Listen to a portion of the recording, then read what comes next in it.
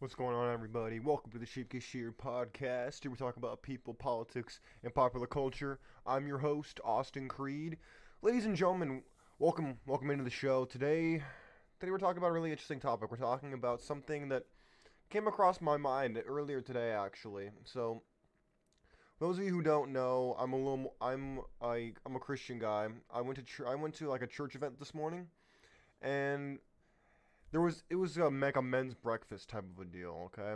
And when I went in there, it was interesting to kind of see these older guys that I was surrounded by, who they'd just been around longer than me. They had wisdom, but another part of me said, you know what? There are some men in here who I really respect, and there are other men in here that I think are lacking. And then when I thought about this idea of lacking, this idea of men not having it together, I then proceeded to come home and I watched a video that talked about the population in prison, that talked about the population that were rainbow riders, the LGBTQ community. And it was just interesting to see that they pointed out that the women had outnumbered the men since the 1940s, which then got me thinking, how many eligible bachelors are there actually out there? How many guys out there are really attractive to women? Because for any of you who've been on TikTok, I do not actually have TikTok. I think it's a cesspool of disgustingness. But what I will say is this: the video compilations I see on YouTube on TikTok videos and some content creators reacting to it, it's very interesting because all these girls want the same thing, but yet they're all equally unsuccessful finding it. Anybody else notice that? Which then begs the question, how many eligible bachelors are there actually out there? Because you see the rise in these poly relationships, and it's not by accident. It's really not. We see this drop in monogamy and this rise in serial monogamy and in poly relationships. It's not an accident. This is a direct response to what's actually been going on in this country since the 40s, since really post-World War II. Because if you look at that, it said, the article I looked up, which I'll share with you in a little bit, said that the women had outnumbered men since 1946, which is directly after World War II. That's not a coincidence either, by the way. But before I really dive into this, I want to talk to the people who are new in the audience. For those of you who are not new here, you know that I'd make a lot of comments and I bring up sometimes things that might be incendiary. I don't mean them to be. I just, in the manner I bring them up, they might come across that way. And I want your voice to be heard, whether you agree or disagree with me. So go ahead and let your voice be heard in the comment section of the video you're watching, or if you're listening on audio, or if you don't want to leave a comment under the video, you can go over to Twitter, and you can find me on Twitter at Austin Creed, and then you can have a conversation over there. You can send me your thoughts, just so you can express yourself, because I think it's important for people's voices to be heard. But without further ado, we're going to hop right in. Here's something I found interesting. According to the Pew Research Center, let me share the screen.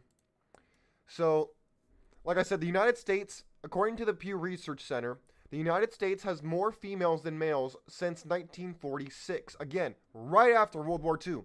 According to the U.S. Census Bureau, in 2021, the population sex ratio in the United States was 96 male per 100 females. So basically, there's minus 2 men for every 100 women. There's 98 males. That's interesting. Doesn't seem like a big discrepancy when you see it like that. But then when you realize we have a couple 100 million people in this country, number starts to add up really dang fast. And trust me, the number only gets smaller. They're saying here that the number of majority male countries that are left in the world will start to decline by 2050, which I believe, by the way. I totally see that happening.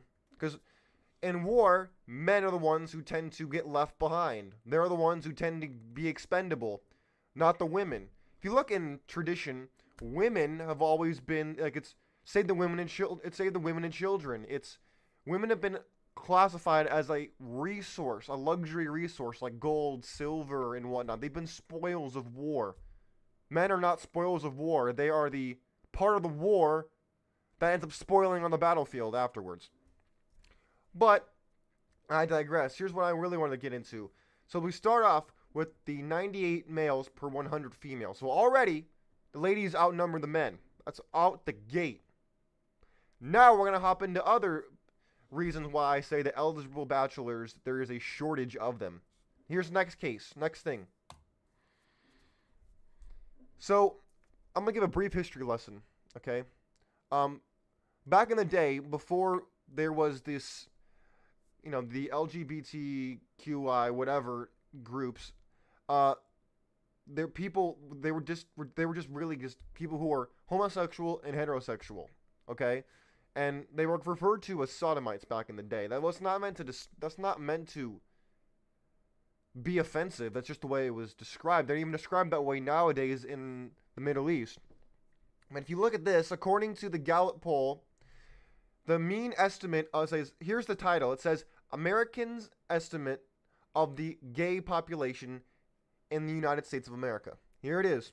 Men, 17.4% of men are supposedly homosexual. Women, almost 30% say they're homosexual. And then it goes down to, it breaks it down by age and then by political affiliation, which political you can pretty much figure out. I mean, I'll read it to you anyways. Democrat, 26%, Independent, 25%, Republican, 18%. I know that doesn't add up to 100, but that's what they said right here. And then in the age range, it's pretty much what you would expect if you know what you're talking about. 18 to 29, 28.5%. 30 to 49%, 30 to 49 age, 24.4%. 50 to 64 age group, 23.1%, and then 65 plus, 17.5%.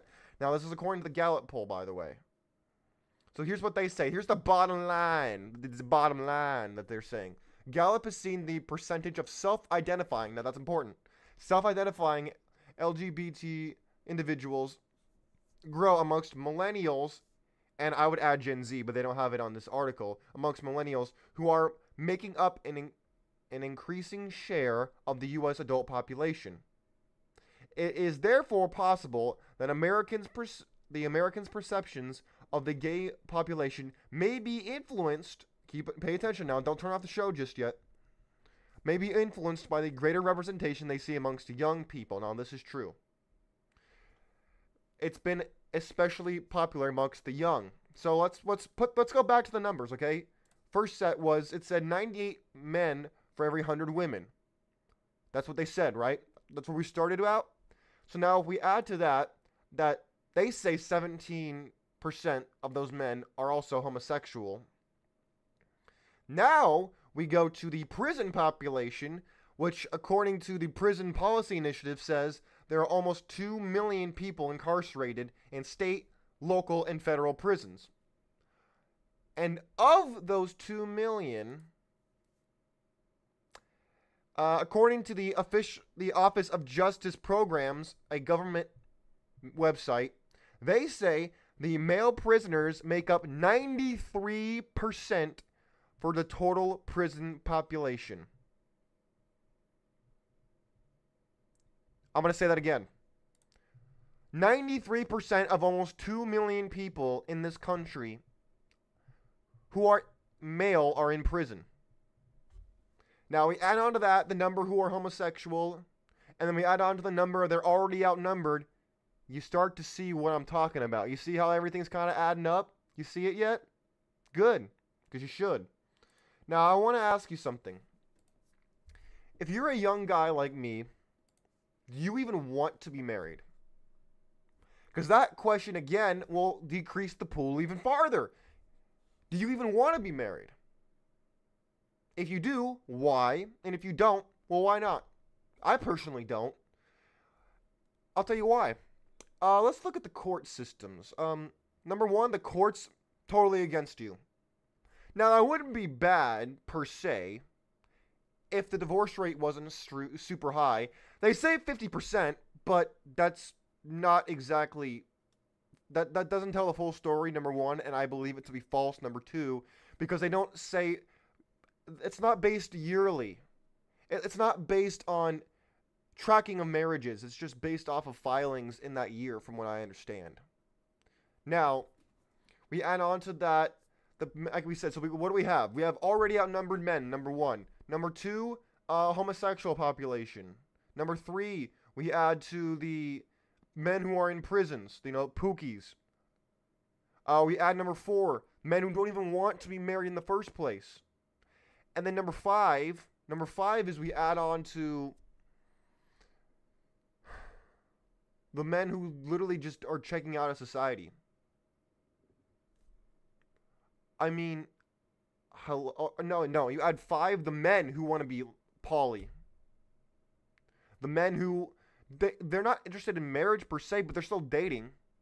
So they're still taking up, they got multiple partners out here. They got, they're in these streets, they're the Chads, the Tyrones, the Pablos, the whatever. The guys out there who are at the top, the guys, they ain't getting married. Why would they? They never had it so good. Why are they getting married? They're not going to do it.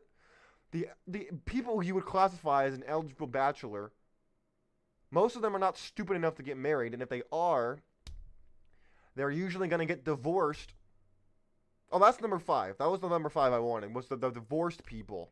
The people who have already gotten married, and now they've been divorced, and they said, to hell with this. I'm not doing this again. So out of those five groups, I'll name them one more time for you. Outnumbered, number one. Number two, they could be gay. Number three, they're in prison. Number four, they're not interested. Or number five, they've been divorced. You add all of those together, and what do you get? The modern dating market, where you have women who are choosing from the top percentage of men who every other woman is also choosing, and then they expect that man to settle down with them when they are providing really nothing that no one else is also offering. And then they're complaining about why he won't commit to her. Meanwhile, he has five other Beckys who are just like her, who are also giving the exact same thing, which is nothing but sex. That's it. And then they want to scream foul ball when these guys don't want to commit to them. It all comes back to the adage of what you want, what you can get, you don't want, and what you can't get, what you can't have, you want, basically. The ones you can get, yeah, basically. The ones you can get, you don't want, and the ones you can't get are the ones that you continue to want. That's it.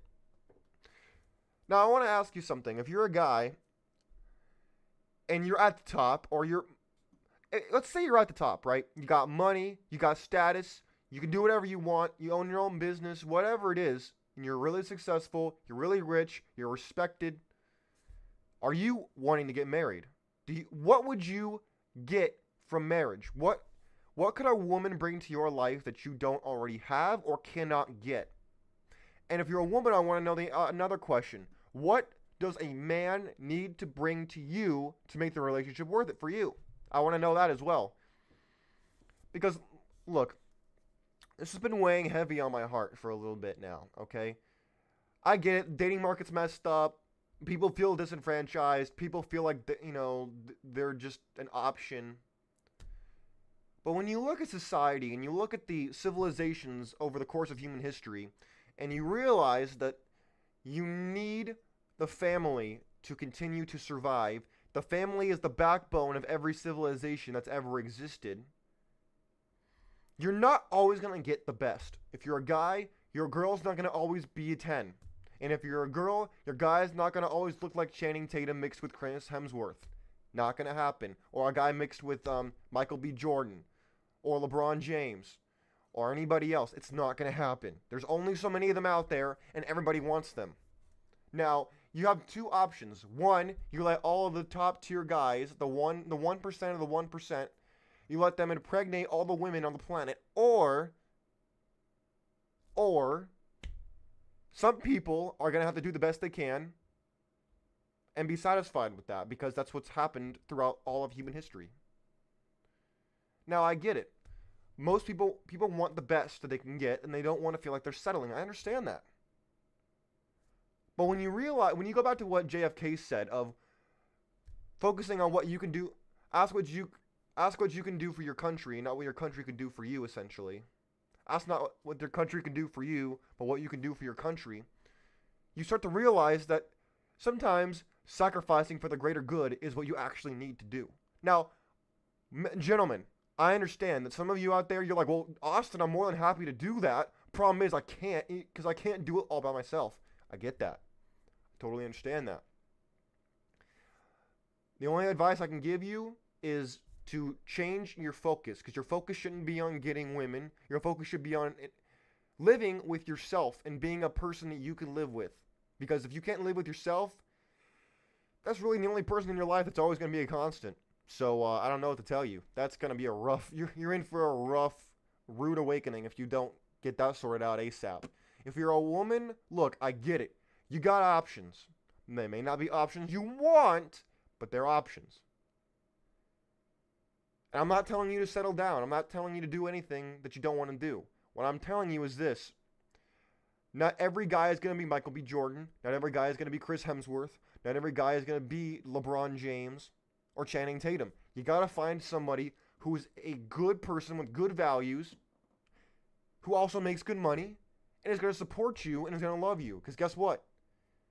Love is a choice. It's not a feeling. Feelings fade. Choices are made every day. Gentlemen, I understand why if you're interested in marriage, I would love to hear why, because really you don't have a lot to gain from it. I know the ladies are going to tell me I'm wrong, but truthfully, you really don't, because you're risking half of everything you have. Whether that's a little bit or a lot depends on you, but still. We live in a very gynocentric society. Whether it's good or bad, you could argue either way.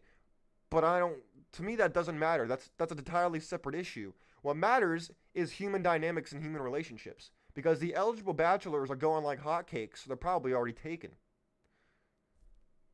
So then the question is, what do you do with what's left? Well, that's ultimately for you to decide. I could give you my commentary from now to the end of time, and trust me, I'll do my fair share of it. But this is what I want you to understand something. I don't know if I buy into the whole soulmate thing, okay? That's not really my cup of tea. I don't think that there's such a thing as, oh, this person was made for me, and I cannot be with anybody else. I don't know if I buy into that malarkey. I don't get that. But it seems like some Shakespeare level stuff that I don't buy into. That sounds like something that exists in a book, not in, the actual playground of reality. But hey, if you believe in it, go ahead. If you believe in what Walt Disney talked about, go right ahead. I understand him for what he was. He was a storyteller. You think that he was a visionary and a prophet. Well, go ahead, make my day. Look, I get it. People need these fantasies to make reality bearable. I understand that. Trust me. As a fantasy writer myself, I understand that. The problem is, it can create this delusion, and that's what we see in society every single day of the week, is this delusion. We're deluded into thinking that we deserve everything for nothing. We're deluded into thinking that everybody's happy and not us, and if we're not happy, then we have to get on some medication, or hit some drug, or go drink, or find someone to fill a void within ourselves. It's a bunch of garbage. It's so stupid. And so the eligible bachelor shortage is really due to the fact that nothing has changed on the earth. There's always been the top, the alphas, betas, and even gammas, and then there's been everybody else. There's only a very select few amount of alphas. They are the great people in our society. People like Elon Musk, Donald Trump type people. Now, I'm not saying they're good human beings. I'm just saying that they are the top of the food chain when it comes to money, success, power, you name it. And then there are the betas. They're the people who really, they're towards the top. Don't get me wrong. They're not. When people use the term beta as an insult, I think that's kind of stupid. They're still second. Second is still pretty good. And then you got gammas. You got the people who are just kind of, maybe middle class at best, but they're not special, but they're also not less than ordinary either. They're kind of average. And then you got everybody else, which is below average. And at the end of the day, people are going to do what they want. That's the beauty of America, is you can do what you want. But don't tell me what I should do. Now, you may say that sounds hypocritical coming from me because I'm telling people what to do. Well, I'm not telling people what to do. I'm giving you information, and you can do with that what you want. That's up to you, not to me. I don't care what you do. I don't know you, most likely. If I know you, then I might care a little bit. But if I don't know you, I can't control what you do anyway. So what do you care what I think? You're going to do what you want anyway. Anyways, my friends, I think I made my point. But I want to literally leave the show on this question of, if you are a guy and you're successful, blue collar, white collar, whatever it is, if you're doing really well, you got your own place, you got your successful career, are you looking to get married? If so, why? If not, why not? And if you're a woman and are you looking to get married? What is your Prince Charming look like? What does your knight in shining armor look like? What does the guy that you want to settle down with look like? Or do you even want to settle down? Maybe you don't. And on that note, I think I'll leave the show. If you have any comments, questions, concerns, anything, feel free to leave it down in the comment section or over on my Twitter feed at Austin Creed. We can talk about it. I think this is a very important thing to discuss, because if we don't talk about this, the divide's only going to get worse. And in my opinion, the divide itself is artificial. It's synthetic. It's meant to be there to divide and conquer everybody. But I'll save that for another show. Anyways, my friends, until next time, it's been Austin Creed at the Sheep Get Sheared podcast. God bless you. God bless your family. God bless this beautiful, beautiful country, but flawed country called the United States of America. We're out of here. Peace.